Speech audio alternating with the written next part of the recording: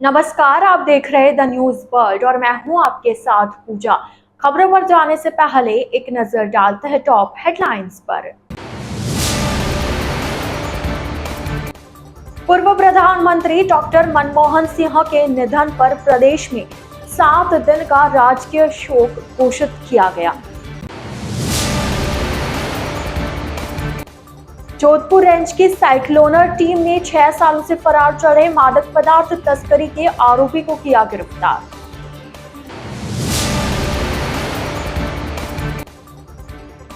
अपहरण की वारदात को अंजाम देने वाले आरोपियों को भालेरी पुलिस ने मात्र 2 घंटे में किया गिरफ्तार।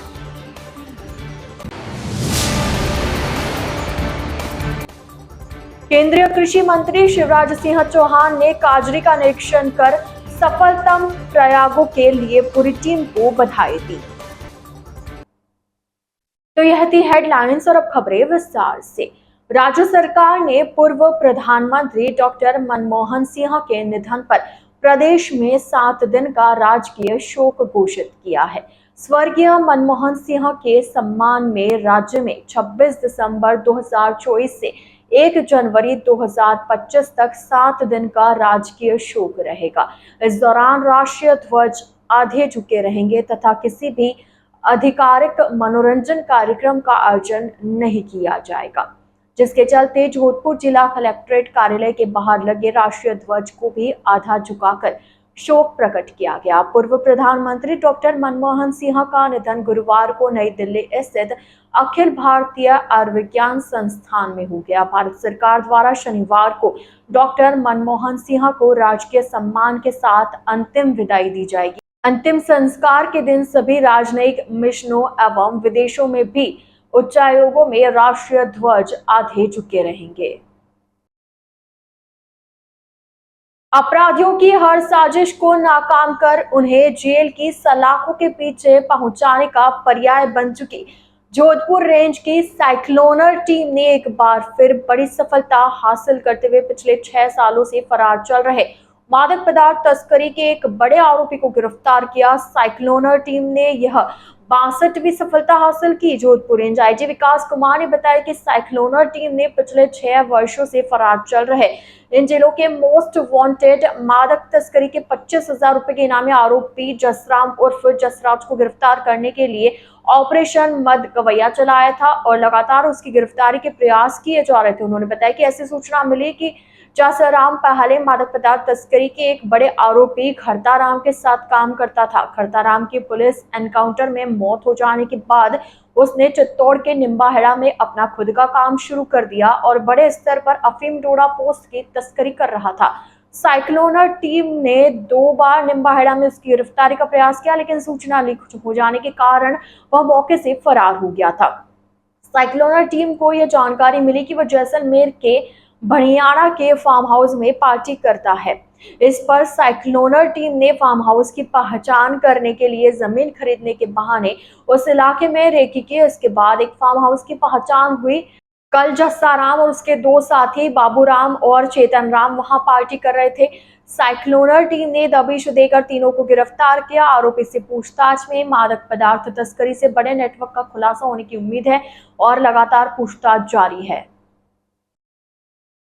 जोधपुर रेंज की साइक्लोनर टीम ने एक और बड़ी सफलता हासिल करते हुए, जो उनकी 62वीं सफलता है, ऑपरेशन मद गवैया चलाकर पिछले 6 सालों से फरार राज्य के 3 जिलों में वांटेड 25,000 रुपए का इनामी कुख्यात मादक द्रव्यों का तस्कर जस्साराम उर्फ जसराज उर्फ जसिया, जो कि सिंधरी बाड़मेर बालोतरा का निवासी है, उसको और उसके 2 अन्य साथियों को बाबूराम पुत्र सवाईराम और चेतन राम, इनको भणियारा के एक फार्म हाउस में पार्टी मनाते हुए गिरफ्तार करने में सफलता पाई है। यह कुख्यात अपराधी पिछले 6 सालों से फरार था। इसने अपना डेरा डंडा निम्बाहेड़ा के एक कुख्यात जगह पर बना रखा था और पिछले 6 साल से अफीम और डोडा चूरा के बड़े धंधे में लिप्त था और बाड़मेर जैसलमेर के क्षेत्र में जहां ये आपूर्ति देता था, और बड़ी गाड़ियों में अफीम डोडा चूरा की सप्लाई का धंधा चला रहा था। 2 बार इस पर कोशिश की गई। निम्बाहेड़ा क्षेत्र में भी साइक्लोनर की टीम गई इसकी गिरफ्तारी के लिए, पर वहां स्थानीय स्तर पर सूचना लीक हो जाने के चलते यह वहां से गायब हो गया। गोवा में भी प्रयास हुआ, पर वहां से भी यह बच निकला। परंतु गोवा में इसके साथ रंगरेलियां मनाने जो साथ में व्यक्ति जाता था, वह एक व्यक्ति साइक्लोनर सेल के संपर्क में आ गया। साम दाम दंड भेद लगाकर उसके माध्यम से जब हमने इसके संपर्क सूत्रों को खंगाला, तो सिर्फ यह खबर आई कि यह जैसलमेर के भणियाना इलाके में किसी फार्म हाउस में पार्टी और जश्न मनाता है और वहीं साजिश रची जाती है। साइक्लोनर टीम जमीन खरीदने के बहाने ग्राहक बनकर पिछले 15-20 दिन से उस इलाके में घूमती रही। अंत में एक वही साथी जो गोवा में इसके साथ रहा करता था, उसने एक व्यक्ति को पहचान कर बताया कि यह व्यक्ति है जो उसी फार्म हाउस में रहता है। छानबीन के बाद वह व्यक्ति उस फार्म हाउस का रसोइया निकला, और कल भणियाना इलाके में जब वो पार्टी का सामान खरीदने रसोइया आया, तो टीम उसके पीछे पीछे लग गई, और जिस फार्म हाउस में घुसा तो उस फार्म हाउस की पहचान हो गई कि यही पार्टी होगी, यही साजिश होगी और यही जश्न होगा। कि एक पूरी पीढ़ी, पूरी युवा पीढ़ी का जीवन, सपने, भविष्य और स्वास्थ्य राख करने की साजिश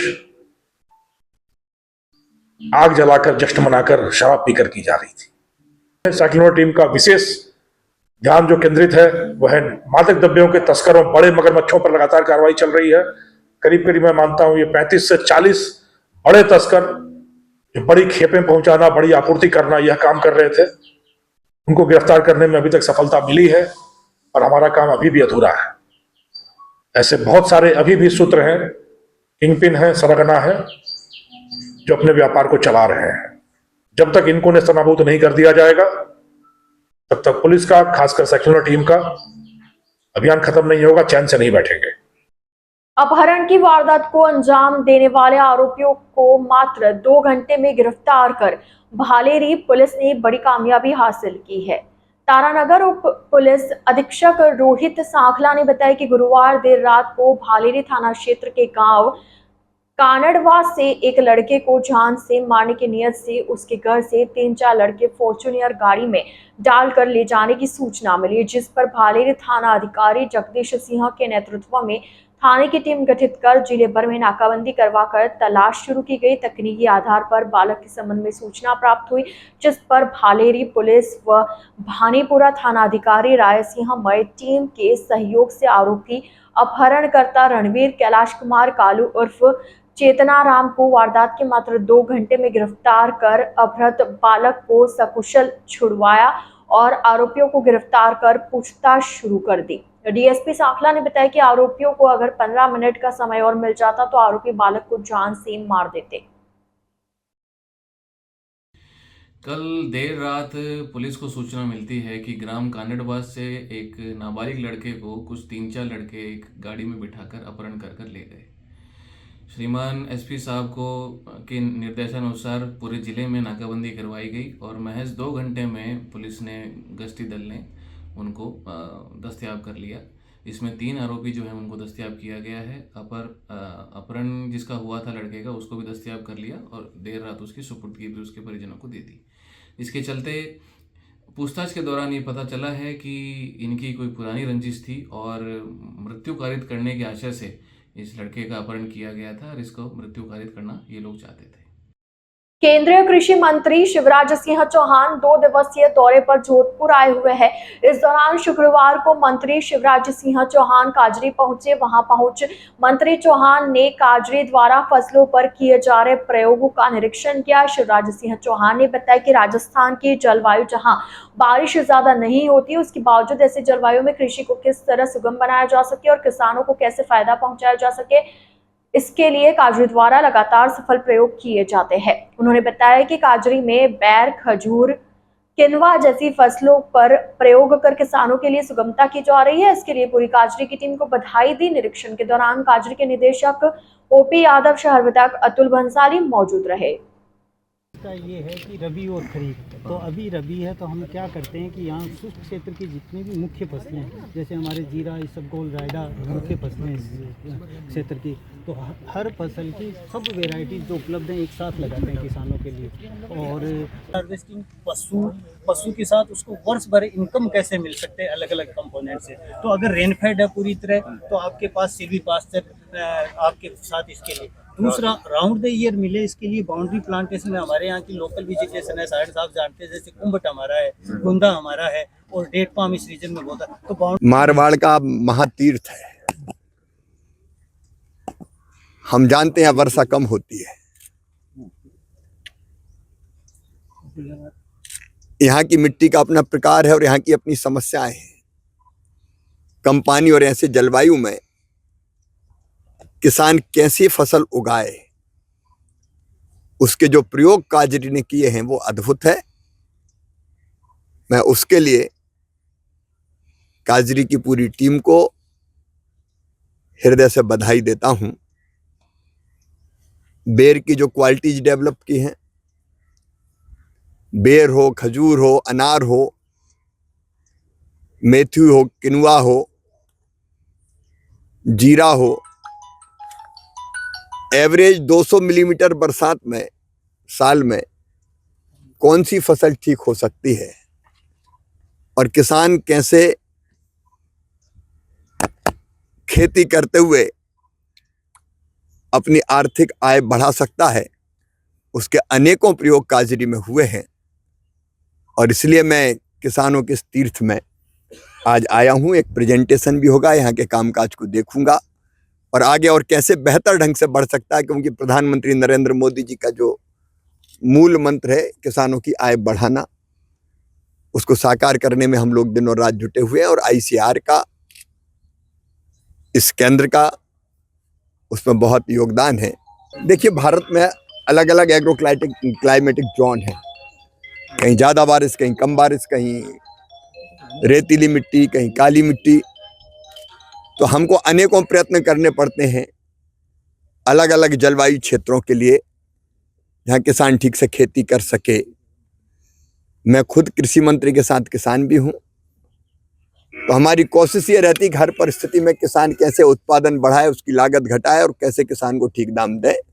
उस दिशा में हम लोग निरंतर काम कर रहे हैं और काजरी जैसे जो हमारे संस्थान हैं उसमें बहुत महत्वपूर्ण योगदान देते हैं। अपने 2 दिवसीय प्रवास पर जोधपुर आए केंद्रीय कृषि मंत्री शिवराज सिंह चौहान ने देश के पूर्व प्रधानमंत्री मनमोहन सिंह के निधन पर शोक व्यक्त करते हुए कहा कि वह एक महान अर्थशास्त्री थे। उन्होंने देश की राजनीति में जो योगदान दिया है वह अविस्मरणीय है। शिवराज सिंह चौहान ने बताया कि डॉक्टर मनमोहन सिंह का निधन पूरे देश के लिए बड़ी क्षति है। अर्थशास्त्र के उद्भट विद्वान, आर्थिक सुधारों के महानायक, जिनके सुधारों ने देश की प्रगति और विकास को नई दिशा दी, श्रीमान मनमोहन सिंह जी नहीं रहे।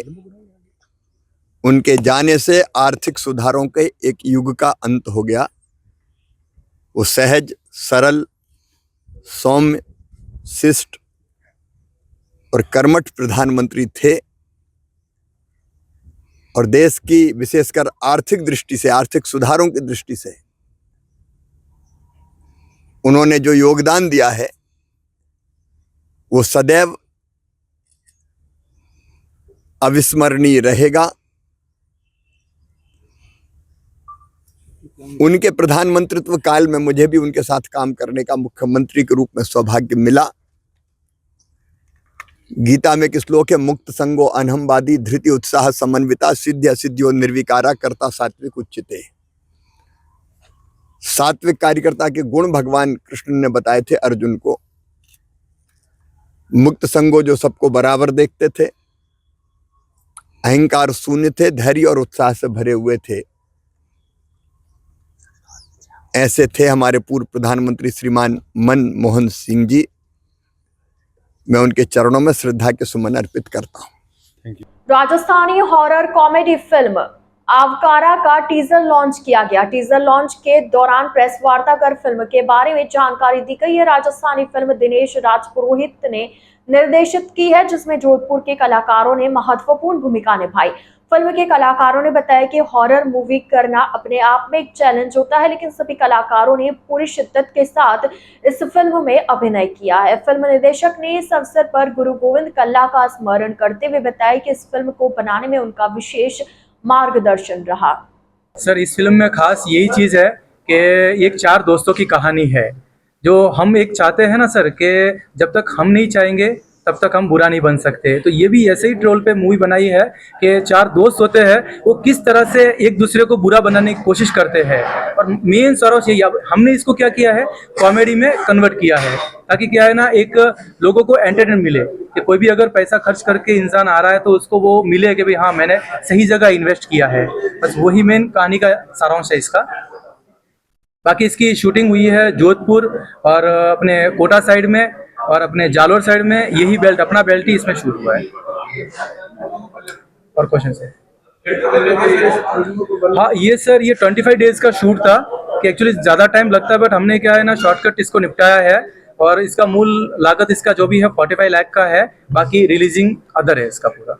बहुत ज़्यादा अच्छा लगा इस मूवी में काम करके, बिकॉज ये एक चैलेंजिंग रोल था, हॉरर मूवी था, और हमने हमेशा देखा है काम करने को मिले तो बहुत खुशी होती है इस बात से।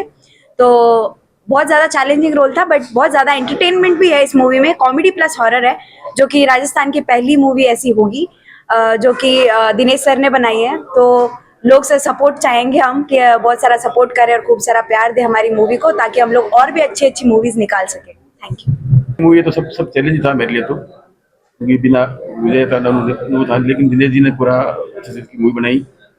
इसमें सबसे अच्छी बात यह है कि हमारे दिवंगत गुरुदेव गोविंद जी कल्ला साहब, इन्होंने मुझे, उनका मैं आभार व्यक्त करता हूं। उन्होंने मुझे इसकी भाषा को ट्रांसलेट करने में हमारी मदद की थी। जनता से ये कहना चाहता हूँ कि अब मूवी जो रिलीज हो रही है, ज़्यादा से ज़्यादा थिएटर में आके देखें, और बहुत ही अच्छी मूवी बनी है। आपका पैसा पूरा वसूल होगा 100%। सरकार से एक ही कि मूवी हम बनाते हैं उसके पीछे थोड़ा सा रिसर्च करें, थोड़ा जल्दी इसके बारे में सोचे कि क्या ना, फाइल्स हम लगाते हैं, हर मूवी की फाइल्स लगती है, थोड़ा डिस्टेंस ज़्यादा हो जाता है, 2 साल का 1 साल का। तो उसमें क्या ना, एक प्रोड्यूसर को थोड़ा प्रॉब्लम होता है कि रिलीजिंग सपोर्ट के लिए फाइल लगाओ या फिर थिएटर के लिए फाइल लगाओ। बट अभी थोड़ा चल रहा है, गवर्नमेंट का अच्छा ही काम कर रही है और मिलेगी सब्सिडी में भी। द न्यूज बर्ड के इस बुलेटिन में फिलहाल वक्त तो चला एक छोटे से ब्रेक का। ब्रेक के बाद जल्द हाजिर होंगे। आप बने रहिए द न्यूज बर्ड के साथ।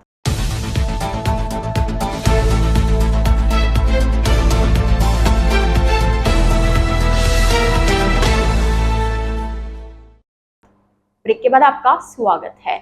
जोधपुर के आनंद सिनेमा के पास स्थित गुरुद्वारे में गुरुवार को गुरु गोविंद सिंह जी महाराज के 4 साहिबजादे एवं माता गुजरी जी की वीरता और बलिदान को नमन करते हुए वीर बाल दिवस मनाया गया। इस अवसर पर सिख समाज के लोगों ने बताया कि सनातन धर्म की रक्षा करते हुए गुरु गोविंद सिंह जी महाराज के 4 साहिबजादों ने अपने प्राणों की आहुति दे दी थी। आज इतने वर्षों बाद उन्हें श्रद्धांजलि स्वरूप देश के प्रधानमंत्री नरेंद्र मोदी ने 26 दिसंबर को वीर बाल दिवस के रूप में मनाने की घोषणा की है, जो साहिबजादों को सच्ची श्रद्धांजलि है। इस अवसर पर 29 दिसंबर को होने वाले विशाल रक्तदान शिविर का पोस्टर विमोचन किया गया। श्रद्धांजलि सभा के दौरान राज्यसभा सांसद राजेंद्र गहलोत, शहर विधायक अतुल भंसाली, विधायक प्रत्याशी महेंद्र सिंह राठौड़ सहित बड़ी संख्या में सिख समाज के लोग उपस्थित रहे। आज संपूर्ण विश्व में वीर बाल दिवस मनाया जा रहा है और हम आभारी हैं भारत सरकार और खास तौर से हमारे लोकप्रिय, जनप्रिय और आदरणीय प्रधानमंत्री मोदी जी का, जिन्होंने हमारे साहबजादों को इस स्मरणीय दिन के लिए जो है एक दिन घोषित किया है 26 दिसंबर का। जैसा कि सबको पता है, सनातन धर्म की रक्षा के लिए गुरु गोविंद सिंह जी ने अपने 4 पुत्र वार दिए थे और इसीलिए उसी बात को ध्यान में रखते हुए हमारे यशस्वी प्रधानमंत्री मोदी जी ने इस दिन को 26 दिसंबर को वीर बाल दिवस घोषित किया है। और आज हम देख रहे हैं हमारे साथ में जोधपुर का संपूर्ण समाज और खास तौर से हमारी बड़ी दीदी मेयर साहब पार्षद हमारे और सिख समाज के सभी लोग मौजूद हैं और खास तौर से इस दिवस को मनाने के लिए गुरुद्वारा सिंह सभा में एकत्रित हुए हैं और हम सब लोग प्रार्थना करते हैं कि इसी तरीके से सभी विश्व में शांति बनी रहे और सब जगह इसी तरीके से वीर बाल दिवस की शोभा बनती रहे। वाहिगुरु जी का खालसा, वाहिगुरु जी की फतेह। आपका परिचय? मैं जितेंद्र सिंह बत्रा, सचिव जोधपुर सेंट्रल गुरुद्वारा प्रबंधक कमेटी, प्रधान गुरुद्वारा श्री गुरु तेग बहादुर। दिन जो हमें याद दिलाता है कि सिख समुदाय के 90 गुरु त्यागमल जी, जिन्हें तलवार के धनी तेग बहादुर जी के नाम से जाना गया, उनकी संतान 10वें गुरु गुरु गोविंद सिंह जी और उनके चारों बच्चों का धर्मनिष्ठ और औरंगजेब के सामने धर्म परिवर्तन स्वीकार न करना और केंद्र सरकार द्वारा, मोदी जी द्वारा एक गौरव बाल दिवस के रूप में आज के दिन जिसे मनाना, जो औरंगजेब की सेना कहती थी कि ये चिड़ियाएं हैं, ये उड़ जाती है हमारे बाज को देख के, गोविंद सिंह जी ने वो जज्बा भरा कि चिड़ियाओं को ऐसा मजबूत करूंगा कि उसको देख के बाज उड़ जाएंगे। वाहेगुरु की खालसा, वाहेगुरु की फतेह। वो पहले और अंतिम जिन्होंने अपने बाद में इस परंपरा को, ग्रंथ को गुरु की दर्जा दिया और उस ग्रंथ में सभी वाणियां समाहित है और उस ग्रंथ के कारण ही आज सिख समुदाय इस राष्ट्र की रक्षा के लिए, चाहे जनतंत्र में 47 के बाद में युद्ध हुए हो या उससे पहले विदेशी आक्रमणकारियों ने जो युद्ध किए हो, अगर सबसे पहले बलिदान देके अस्मिता को बचाया तो सिख समुदाय और गुरु गोविंद सिंह जी के गुरु ग्रंथ के आधार पर सीख लिया हुआ सिख है। हम नमन करते हैं उन्हें और एक बार पुनः केंद्र सरकार को धन्यवाद देते हैं कि उन्होंने ये जो गौरव बाल दिवस की जो परंपरा प्रारंभ की है, आने वाली नई पीढ़ियां और युवाएं इससे प्रेरणा लेंगे। सत श्री अकाल। सिख जो बलिदान की परंपरा है और गोविंद सिंह के बाबाओं ने जिस तरह से बलिदान देते हुए कहा, जौहर फतेह सिंह दोनों ने, उन्होंने कहा कि देश के लिए, धर्म के लिए, हमारी संस्कृति और गुरु परंपरा के लिए हमारा ये बलिदान देश को प्रेरणा देगा। ये मैं कह सकता हूँ कि सिख समुदाय ने हिंदू और भारतीय संस्कृति के रक्षा के लिए जो बलिदान दिए हैं, उन बलिदानों को भुलाया नहीं जा सकता। ये आज इस अवसर पर देश के प्रधानमंत्री आदरणीय नरेंद्र मोदी जी को इस बात के लिए धन्यवाद देता हूँ कि कई सालों से जब ये मांग थी कि वीर बालक दिवस के रूप में फतेह सिंह, जौहर सिंह का मनाया जाए, उन्होंने जो घोषित करके आज उन्हें हमें आने वाली पीढ़ियों को प्रेरणा देने का काम किया। राजपुरोहित सेवा न्यास की ओर से आगामी 29 दिसंबर को प्रतिभा सम्मान समारोह का आयोजन किया जाएगा। कार्यक्रम में देश भर से 700 प्रतिभाशाली विद्यार्थी सम्मिलित होंगे। अध्यक्ष महेंद्र सिंह तेवरी ने बताया कि राजपुरोहित सेवा न्यास जोधपुर विगत 22 वर्षों से भारतवर्ष के राजपुरोहित समाज के प्रतिभाशाली विद्यार्थियों को सम्मानित करने का आयोजन करता है। इसी श्रृंखला में इस वर्ष भी इस कार्यक्रम को डॉक्टर एसएन मेडिकल कॉलेज के ऑडिटोरियम में वेदांताचार्य डॉक्टर ध्यानाराम जी महाराज आसोत्रा के सानिध्य में आयोजित किया जा रहा है। न्यास के संरक्षक डॉक्टर करण सिंह रास ने बताया कि न्यास समय समय पर सामाजिक उत्थान के लिए विभिन्न कार्यक्रमों का आयोजन करता आ रहा है, जिसमें मुख्य रूप से शिक्षा, खेल, प्रतियोगी परीक्षा एवं सामाजिक कुरीतियों के उन्मूलन इत्यादि गतिविधियां मुख्य है। इस बार भी करीब 700 प्रतिभाओं को राजपुरोहित सेवा न्यास के द्वारा सम्मानित किया जाएगा। उसमें जोधपुर के एडीएम साहब श्रीमान सुरेंद्र सिंह जी पुनाइता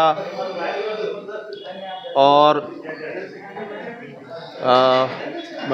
बाबू सिंह जी कालूड़ी महामंत्री ब्रह्मधाम आसोत्रा, श्रीमान किशोर सिंह जी शोकड़ा, श्रीमान अजीत भाई सूरत के बहुत बड़े व्यवसायी है वो, और भी हमारे समाज के बहुत सारे भामाशाह और बहुत सारे अतिथि और श्रीमान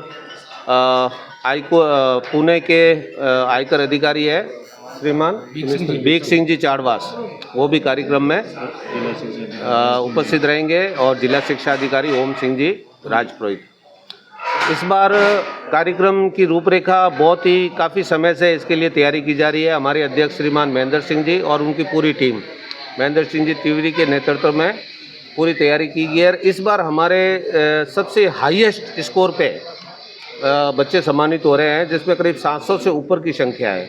एसएन मेडिकल कॉलेज में सुबह 9:30 बजे कार्यक्रम होगा और समाज के पूरे भारत से लोग आएंगे, और गुरुमहाराज वेदांताचार्य श्री दानाराम जी महाराज का सानिध्य रहेगा, और बाकी हमारे आगे की जो कार्यक्रम की जो रूपरेखा है वो हमारे अध्यक्ष श्रीमान महेंद्र सिंह जी तिवारी बताएंगे। सन 2002 में एक छोटा सा पौधा रोपा गया राजपुरोहित सेवान्यास के रूप में, जो आज 22वां वर्ष है। इस वर्ष विशाल वटवृक्ष के रूप में पूरे समाज के सामने प्रस्तुत हैं। 50 विद्यार्थियों से चालू हुआ यह समाज का शिक्षा का कार्यक्रम आज 700 बच्चों के साथ अर्धकुंभ जैसा रूप ले चुका है। इस वर्ष का जो कार्यक्रम है, जैसा कि बताया हमारे उपाध्यक्ष जी ने, 29 दिसंबर को रविवार सुबह 9:30 बजे से ब्रह्मधाम आसोतरा के पूज्य संत डॉक्टर ध्यानाराम जी महाराज की पावन उपस्थिति में समाज के प्रमुख प्रशासनिक अधिकारी, समाज के वरिष्ठ उद्योगपति, समाज सेवी, उनकी गरिमामय उपस्थिति में यह कार्यक्रम भव्य और दिव्य होने वाला है। विद्यार्थी पूरे देश भर से आने वाले हैं, उत्तर दक्षिण पूर्व पश्चिमी, यानी समाज का एक पूरे देश वर्ष का चित्रण 29 दिसंबर को और जोधपुर में हम सबको देखने को मिलेगा। आपके माध्यम से मैं संपूर्ण राजपुरोहित समाज से आग्रह करता हूं कि 29 दिसंबर को प्रातः 9 बजे शिक्षा के इस वृहद कार्यक्रम में आप सभी पधारें और पधार कर बच्चों का हौसला अफजाई करें। चिकित्सा एवं स्वास्थ्य प्रशासन जोधपुर एवं all India Jain minority federation Jodhpur के संयुक्त तत्वावधान में 70 वर्ष से अधिक आयु वाले वृद्धजनों के लिए निःशुल्क आयुष्मान वयवंदन शिविर शनिश्चर जी का थान में आयोजित किया गया। उम्मेदराज जैन ने बताया कि राज्य सरकार की पहल के तहत 70 वर्ष से अधिक की आयु वाले वृद्धजनों के लिए निःशुल्क आयुष्मान वयवंदन कार्ड बनाया जा रहा है, जिसमें विशेष रूप से प्रधानमंत्री जन आरोग्य योजना को भी शामिल किया गया। इस कार्ड के तहत लाभान्वित व्यक्ति प्रदेश में 25 लाख तक का उपचार निःशुल्क करवा सकता है, वहीं प्रदेश के बाहर 5 लाख तक का उपचार करवा सकते हैं। आज आयोजित हुए शिविर में 400 से अधिक लोग लाभान्वित हुए। नमस्कार, Jodhpur Ummedraj Jain all India Jain minority federation से आज यहाँ शनिश्चरी थान परिसर में 70 प्लस उम्र के बुजुर्ग जितने भी हैं उनके लिए कैंप रखा गया है, और राज्य सरकार ने ये बहुत अच्छी पहल की है जिसके अंदर आयुष्मान वयवंदन कार्ड योजना में 70 प्लस के लोगों को सम्मिलित किया है, और एक नई श्रेणी बना के ये निःशुल्क आयुष्मान कार्ड बनाए जा रहे हैं। इसकी विशेषता ये है कि ये आयुष्मान कार्ड, जैसे कि पहले चिरंजीवी मुख्यमंत्री चिरंजीवी कार्ड था, उसी का मुख्यमंत्री आयुष्मान आरोग्य योजना ये कार्ड बना है, लेकिन इस कार्ड में से भी 70 प्लस वालों की एक कैटेगरी बिल्कुल निःशुल्क अलग करके राजस्थान सरकार की आयुष्मान योजना के साथ में प्रधानमंत्री जन आरोग्य योजना को भी सम्मिलित किया गया है। इसके तहत राजस्थान के अंदर 25 लाख रुपए तक का और राजस्थान के बाहर 5 लाख रुपए तक का कैशलेस इलाज, ट्रीटमेंट, सर्जरी, इम्प्लांट, ये सब सम्मिलित किए गए हैं।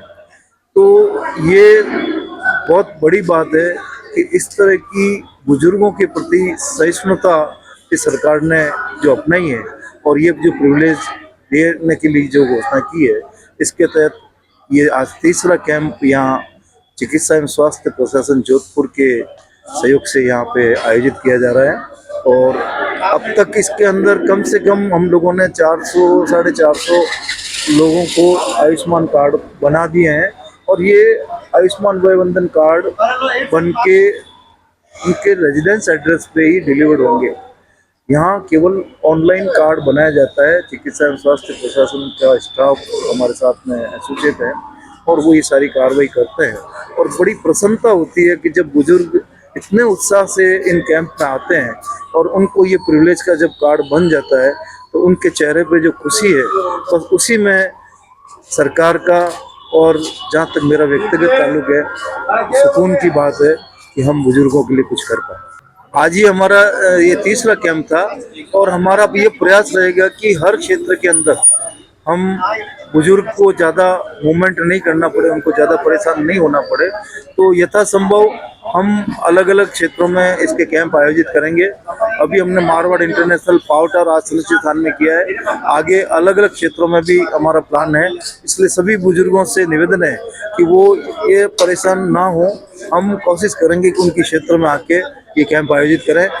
मैं अमर सिंह मेहता अभी आयुष्मान कार्ड बनवाने के लिए आया फॉर सीनियर सिटीजन्स, और यहाँ जिस तरह की सेवाएं दे रहे हैं साहब, दैट इज अमेजिंग और इतना अच्छा लगा।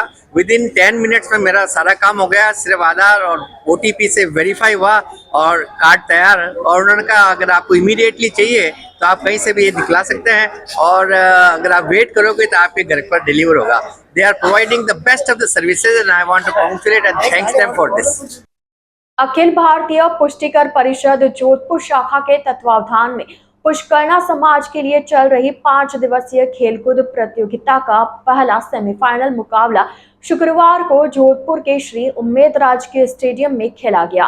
पहला सेमीफाइनल मुकाबला प्रगति ए और सेठी ए क्लब के बीच खेला गया, जिसमें सेठी क्लब ने प्रगति क्लब को 2-0 से हराकर यह मुकाबला जीत लिया। पुष्करना समाज के दिग्गज फुटबॉल खिलाड़ी स्वर्गीय देवेंद्र व्यास आजाद को समर्पित इस प्रतियोगिता में पुष्करना समाज की 6 टीमों ने क्लब वाइज हिस्सा लिया।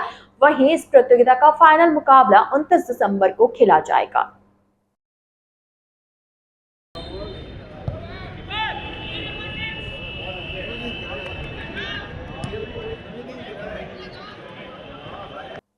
जोधपुर शहर में शुक्रवार को मौसम के मिजाज में बदलाव नजर आया। सुबह से ही शहर में बादल छाए रहे, जिसके चलते सूर्य देवता के दर्शन ना के बराबर हुए। शहर में सुबह का न्यूनतम तापमान 18 डिग्री सेल्सियस दर्ज किया गया। आज सुबह से ही बादल छाए होने की वजह से शहरवासियों को सूर्यदेव के दर्शन नहीं हुए। वहीं ठंड से बचने के लिए लोग तरह तरह के जतन करते भी नजर आए। आपको बता दें, राजस्थान में वेस्टर्न डिस्टर्बेंस एक्टिव होने के साथ ही बारिश का दौर शुरू हो गया। मौसम विभाग ने राजस्थान के कई हिस्सों में बारिश और ओले गिरने की संभावना जताई। विभाग की ओर से 15 जिलों में ऑरेंज जबकि 16 जिलों में येलो अलर्ट जारी किया। आगामी 3 दिनों तक प्रदेश के कई हिस्सों में घना कोहरा छाए रहने का भी अनुमान जताया गया है। हालांकि राजस्थान में पिछले 24 घंटों में कई शहरों में दिन का तापमान बढ़ चुका है। जोधपुर की बात की जाए तो अधिकतम तापमान गुरुवार को 22.3 डिग्री सेल्सियस दर्ज किया गया। यहाँ पर बादल छाए रहने के साथ ही कोहरे का असर भी देखने को मिल रहा है। द न्यूज वर्ल्ड के इस बुलेटिन में फिलहाल के लिए इतना ही। आइए चलते चलते एक बार फिर नजर डालते आज की टॉप हेडलाइंस पर। पूर्व प्रधानमंत्री डॉक्टर मनमोहन सिंह के निधन पर प्रदेश में 7 दिन का राजकीय शोक घोषित किया गया। जोधपुर रेंज की साइक्लोनर टीम ने 6 सालों से फरार चढ़े मादक पदार्थ तस्करी के आरोपी को किया गिरफ्तार।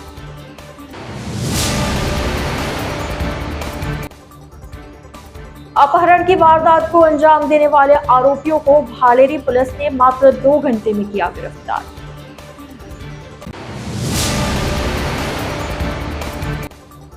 केंद्रीय कृषि मंत्री शिवराज सिंह चौहान ने काजरी का निरीक्षण कर सफलतम प्रयागों के लिए पूरी टीम को बधाई दी। तो अब दीजिए इजाजत पूजा को और आप इसी तरह बने रहिए द न्यूज वर्ल्ड के साथ। नमस्कार।